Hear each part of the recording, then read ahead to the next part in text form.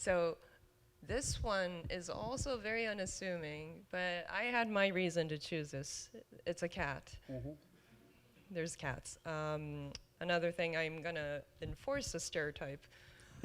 We love cats, Japanese people in general. And this is the only one that you have in this entire book that's a cat.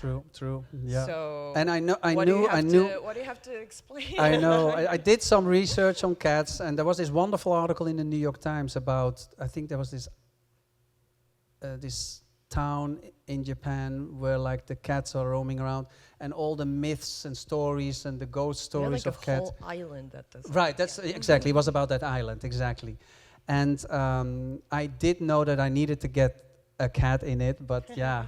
You know, if it doesn't happen, it doesn't happen. That's kind of the thing. Certain things didn't happen that I would love to have in the book. I have no Ghibli studio picture in the book, no Ghibli, you know. No Totoro Ghibli situation. is the, right, no Totoro. While I was at, you know, at the Totoro Museum or Park, Totoro is like a famous cartoon from Japanese. So did you not come across cats, or you weren't looking? I did. You I was.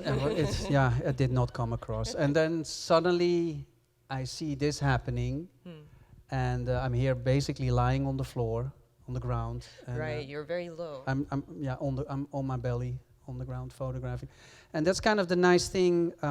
Talk about differences between Japan and New York City. It's hardly did anybody in Tokyo say, don't take that picture. And sometimes I get a no if I ask, which is totally fine. I'm never offended if somebody says no. My pictures are not that important. And I never put my ego in, you know, in play to get something. And so people see me taking a picture and they just go about what they're doing. And but I do have to say, I don't know what your experience is with that, but I'm an outsider. I will always be an outsider when I visit Japan or Tokyo, and I noticed that. I noticed that, for example, when I start reading about when I'm there, I'm also then starting to read. Okay, what are the things the do's and don'ts? And for like days and days, I've been like buying sandwiches at 7-Eleven and eating them while I'm walking on the street like a New Yorker. Yeah. And then I read that it's kind of like the most disgusting thing that you can do is like not taking your time to sit and enjoy your meal.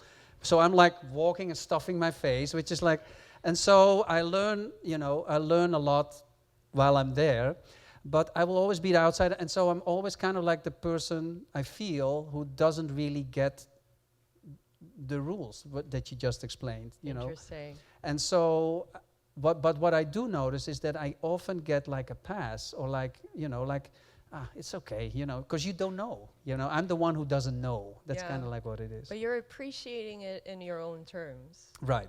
So to your benefit, 7-Eleven in Japan is like so good. Yes. Anything there is so good. I spend like $60 when I go there, and they're like shocked at the cashier. It's like, what did you get? It's like I bet I get all the potato chips and whatever, and every single flavor they have. Right. It's like so good. So I do not blame you for for doing that. But I also understand if you are living there, you might kind of become different. But you're at the phase where you're in the honeymoon phase of 7-Eleven. Right, exactly. So or anything that is different. Yes. And anything that's different. And I also feel like it was interesting to hear how you were always, you know, you're very careful and cautious. So you are courteous. So you ask for permission. And not always, I have to be honest. Yeah. Sometimes I just want to get it first. I have to be honest. And then, but they usually are okay with it. Right. Simply because I always, that's the thing. So I am in a country. I have no idea what people are saying. I have no idea what is written down.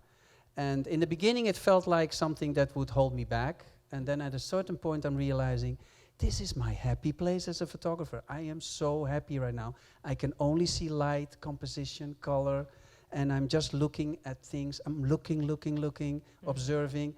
And I haven't been as happy as that moment, and so I realized that's the perfect bubble that I feel so elevated or elated about my whole being.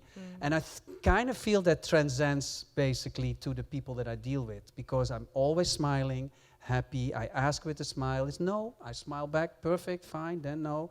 And so, yeah, I always treat everybody with respect. And I also show the pictures if I take a picture, and then they see that, you know, it's never done with the way I would never. Because also I was kind of surprised that I didn't see many homeless people in Tokyo, but I would never picture. I didn't suddenly find out that I passed by a homeless where they were sleeping, but I would never photograph that and put it in my book, because I still feel I'm a guest. I still feel that I need to like be respectful to the people that have helped me make something happen, and so that's kind of like the way that I deal with making this book. So it's a kind of like very honorable way of being a guest. Kind of like, yeah. It's very interesting, and I think your sincereness as a photographer, as an observer of cultural differences, almost like as human studies, as a society, is something that they probably,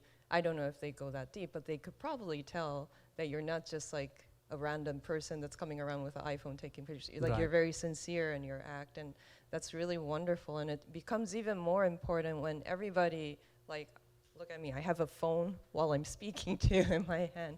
We're always taking pictures. We're always like, you know, amateur photographers, and we have like filters and everything. So to have a profession as a photographer, to observe different cultures through your lens is such a profound thing right now. It's more important than ever, I feel. So that's really exciting to see that approach through your book. Right. So as Japanese, we're very happy that this is your observation of Japanese culture. And maybe now that we know that the cat gave you permission to take that image. Right.